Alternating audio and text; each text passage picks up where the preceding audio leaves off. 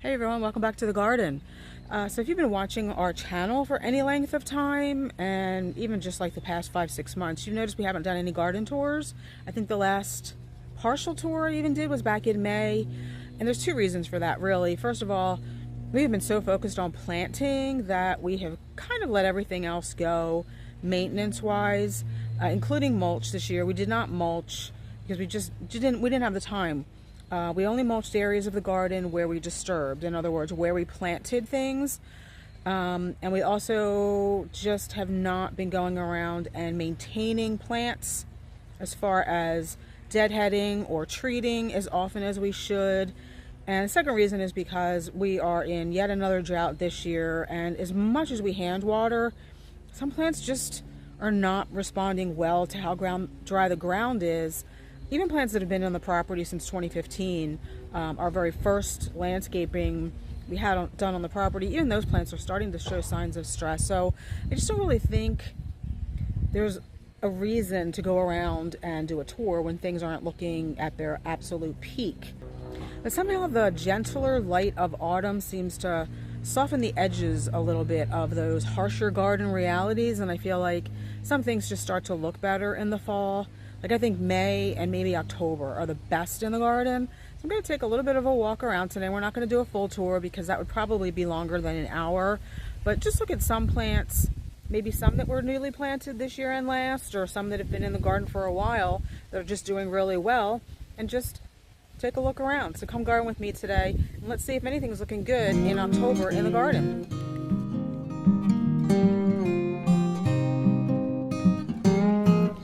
I'm going to start, as I often do, inside the fence here and just take a look around at some of the things that we've planted this year, because some of them actually are doing quite well. You can see right in front of us the climbing rose that we planted has really jumped up in the past few months. Now, you know, it has gotten a little bit of extra irrigation from us, but see all that new growth. If I can remember, once I get inside to edit this, I'll put a clip in of what this looked like when we planted it.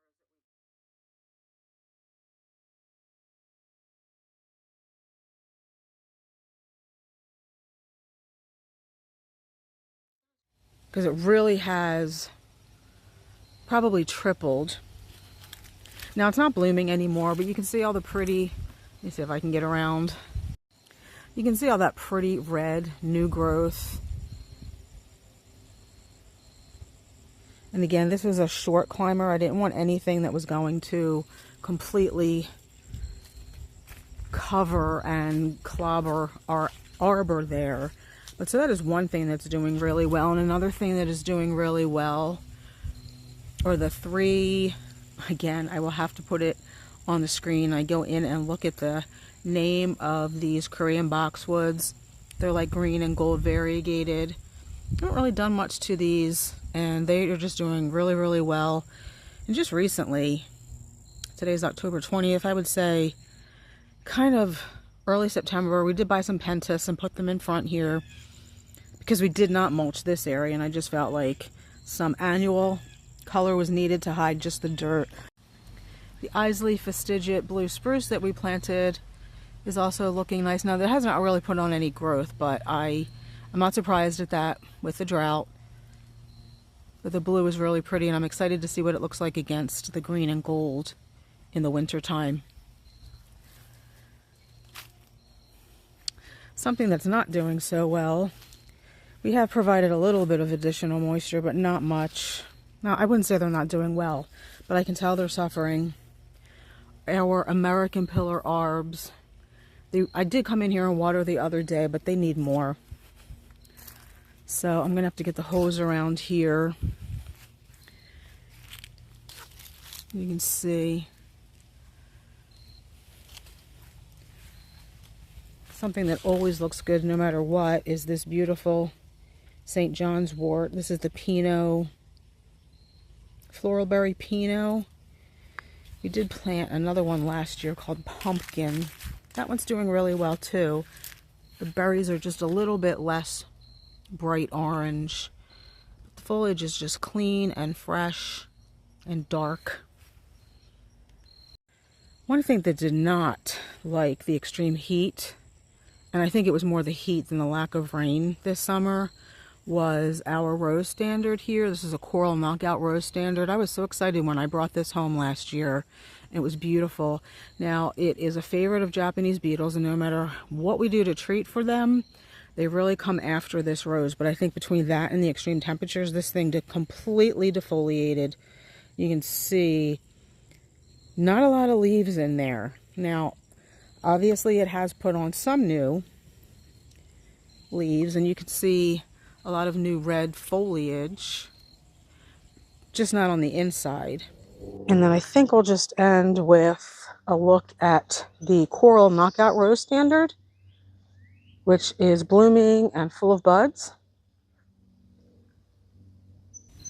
So I hope this fills in a little bit better in the spring. We'll cut it back because I do feel like it could be a little bit smaller, but it does have, it's also very thorny. Still putting on new buds right there. And it has flowered quite a bit more in just the last 3-4 weeks. See another new bud there and in there. This rose just did not like 98 degrees almost the entire month of July. On the other hand, these Oso Easy Italian Ice roses did not really seem to be bothered by the heat. They did not defoliate.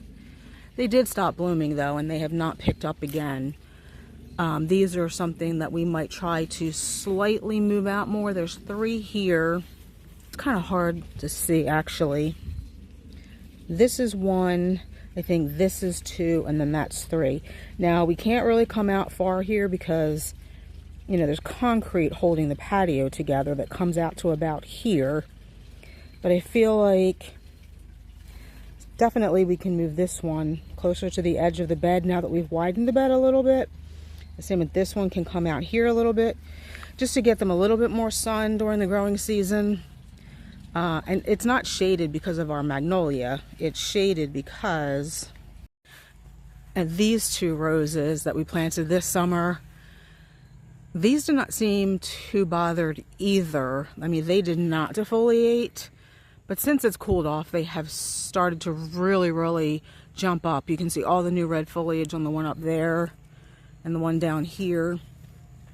That one even has a newer bloom on it, and I do see a bud. This one back here has stopped blooming, and I honestly don't expect them to bloom for much longer, but they certainly did not defoliate like that coral knockout rose. And back here you can see the beautiful red color of the little 𝗟𝗏𝗏𝗏𝗏. I'm kind of hoping now that we've had those 2 maples removed that they will fill in a little bit. Even though they do fare pretty well in shade, they do need full sun to kind of get to their full width and height and be full. They're a little bit bare in the middle, so I do hope another couple of years with more sun will help to rectify some of that. The summer sweet has already started to go dormant.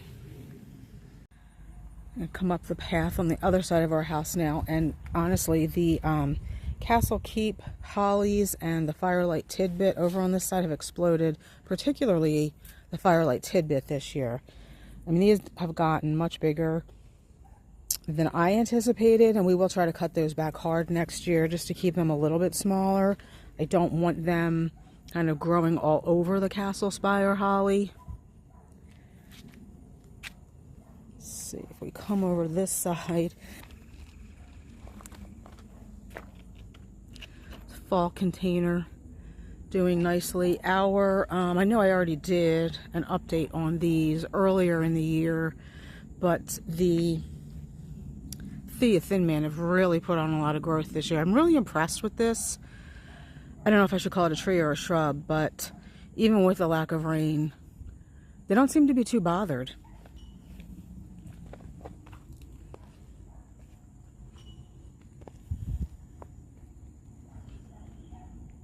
Donica arbs, really impressed with this arborvitae too. Again, a very low maintenance shrub. And we've added 3 more down there this year that are doing quite nicely. Now you can start to see the little quickfire here and the 𝗟𝗏𝗏𝗏𝗏 putting on some really pretty fall color.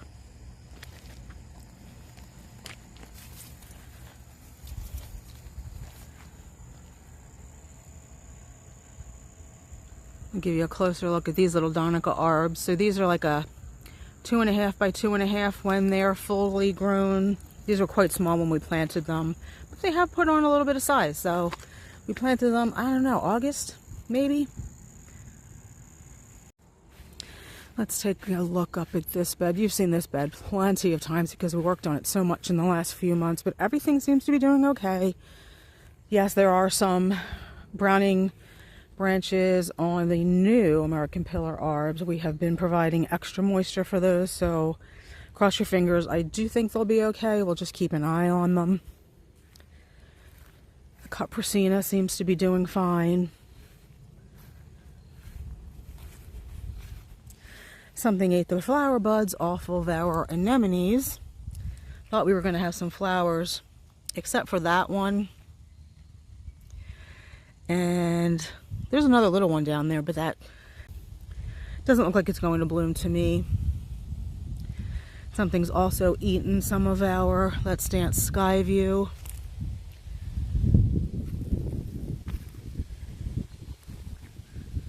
The phlox we just planted along with the anemones, theirs are holding on, they're doing well. I really love the color of this goshiki, the false holly. The bright yellow. I mean, you can see it's quite shady here at this time of the year in this bed, but it does brighten it up quite a bit. Something has also eaten the hostas, but that's okay. They'll be going dormant soon. The 𝗟𝗟𝗏 has really rebounded since we transplanted it over to this side of the bed. Such pretty foliage and purple flowers. You can see which beds get the most sun at this time of the year. And the pretty yellow there, the shrub in the distance, is the Arctic fire dogwood. I don't know if their stems are going to be quite as colorful this year. I feel like we should have cut them back in the spring. But again, we were so busy planting that was not our top priority. Definitely will take after that this next spring. Flamethrower redbud is going yellow and dropping some leaves, but you can still see it does have some pretty red.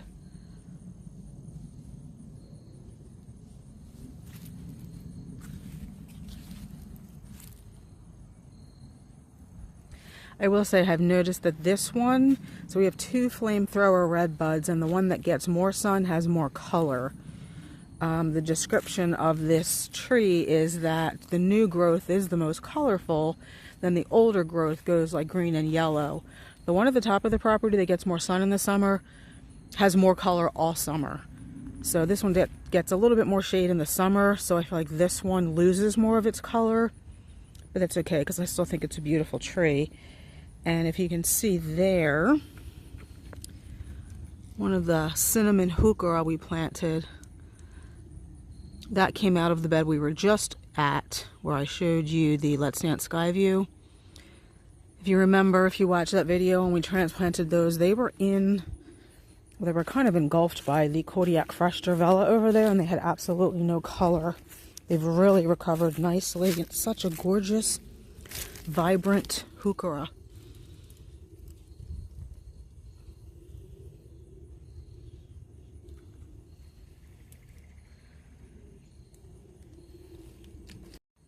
Still no blooms on this replacement. What I'm hoping is an incredible blush hydrangea, but this one bloomed again a couple weeks ago in pink.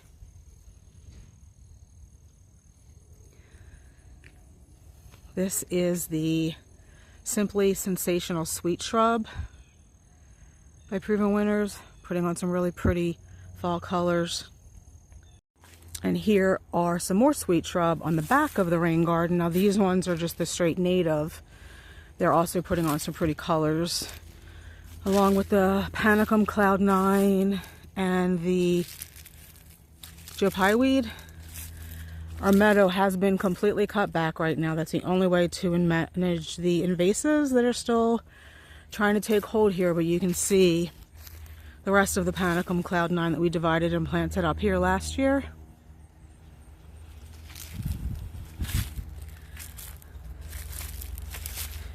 So you can actually walk through the meadow at this point and come back on this side of the latest American Pillar hedge we planted as well as a couple of junipers in here.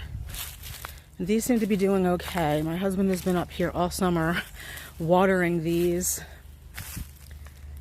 Even the Blue Point juniper seems to have really put on some nice growth. This is another witch hazel. I love witch hazels. I think I mentioned in our last video where we just planted another one. This one is called Little Prospect. It has variegated foliage. Now you can't tell that now because a lot of it is going yellow and dropping. But you can kind of see that leaf. Variegated yellow and green foliage, and it is blooming. A couple of blooms there. Lots of blooms in there. Hopefully you can see those. Some more. Oh, I don't want to go through the spider web. Some more down in there. So here's the other red bud I was talking about. Just see how vibrant that foliage is here. Now, obviously, it's starting to go, so it all looks the same as the other one, but it was more red and orange up here during the summer than the other one was. And it does have a lot of new orange and red leaves. Just so beautiful. Hopefully the camera is picking up because you can see down here to the left the beautiful oranges and burgundies of the blue shadow 𝗟𝗶𝗸𝗲 against the pretty reds and burgundies of the viburnum dentatum next to our Prague viburnum. I have to say I love Prague viburnum, and I might try to use some more of these or a different variety of leatherleaf viburnum over in our mixed border where we just were the other day over there, just to provide a different kind of evergreen against all the needled evergreen foliage we have over there. Let's get a little bit closer to this 𝗟𝗶𝗸𝗲. And then there's the other one back there.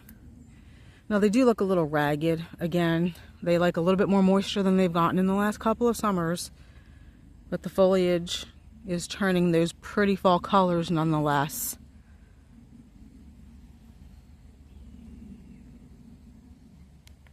And here we have yet another witch hazel. This one is called Vincent's Red, and it's blooming too. Just in the last couple of days it's lost its leaves. It went really, really pretty yellow. Can you tell I love witch hazel? I'm just sitting in one of the Adirondack chairs now at the top of our property where we were just planting in the last couple of videos. You can see the pretty orange over there of the other oak leaf hydrangea. That's a munchkin. And just panning around where we just planted the two 𝗟𝗶𝗸𝗲, the witch hazel and the oak leaf hydrangea. And you can see right to the right there, the pretty Armstrong gold maple. That started to change kind of gold and orange. And I'm just taking a clip from far away here so that you can kind of see the whole area. Come to the left a little, you'll start to see the weeping Alaskan cedar. So you can kind of see where we started down here with the 𝗟𝗶𝗸𝗲 and the maple and the grasses, and how we're creating that border all the way over to the left. So it's going to go from this perspective, started over here, and it's going all the way around to here.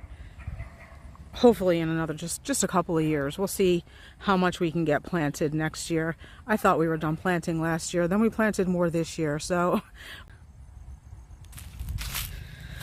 just walking down from the Adirondack chairs there, lots of the trees are starting to lose their leaves, especially because it's been windy the last couple of days. Just pan over from a distance and see all the yellows of the rain garden. So pretty. And I think the 𝗟𝗶𝗸𝗲 is finally starting to turn, and that looks really pretty too.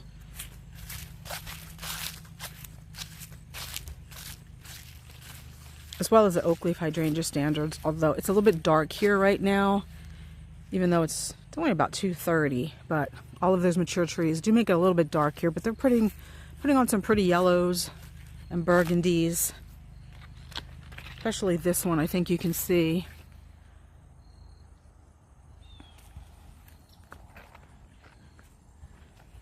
And then let's go back down here again to their 𝗟𝗏𝗲. I mean, you can see it. So pretty. Now, it doesn't get all orange because it doesn't get enough sun. But it does get pretty yellow orange. Especially this one in the back. At this time of the year, this one's getting more sun. So you can see, if you have Kodiak orange, and I'm assuming the Kodiak red and black are kind of the same, the more sun they get, the more fall color they get. And as we pan around coming from their 𝗟𝗏𝗲, you can see the beautiful Endless Summer Twist and Shout. Even has some new buds on it and new blooms. I'm really surprised at this late in the season that these shrubs are getting more flowers.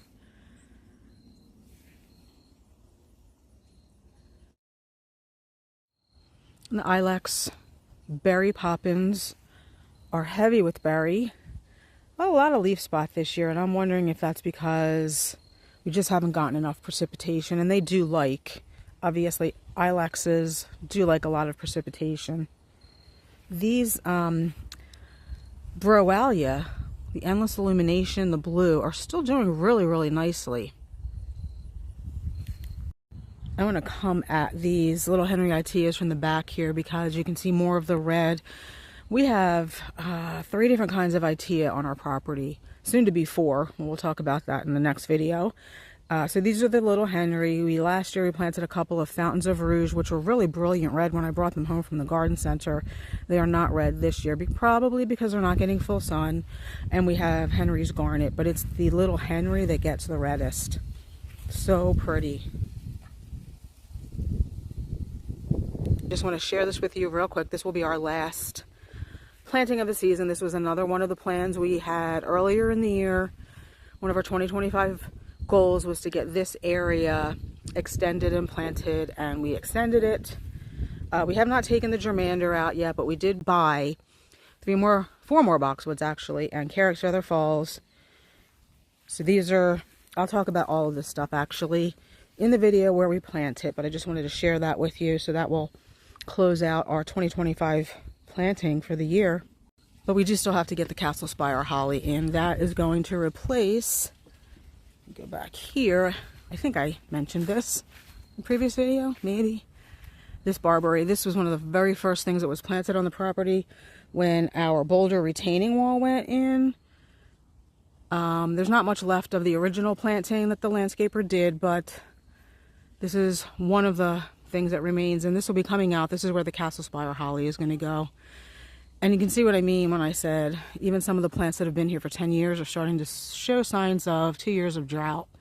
Barberries are pretty drought tolerant. It's losing all of its leaves in the middle, and it's been doing that for I want to say probably over a month. So I won't be sorry to see the barberry go. I think the wildlife probably will. It's thorny in there, so the birds like to kind of hide out in there, but the Castle Spire will provide the same thing on an evergreen basis.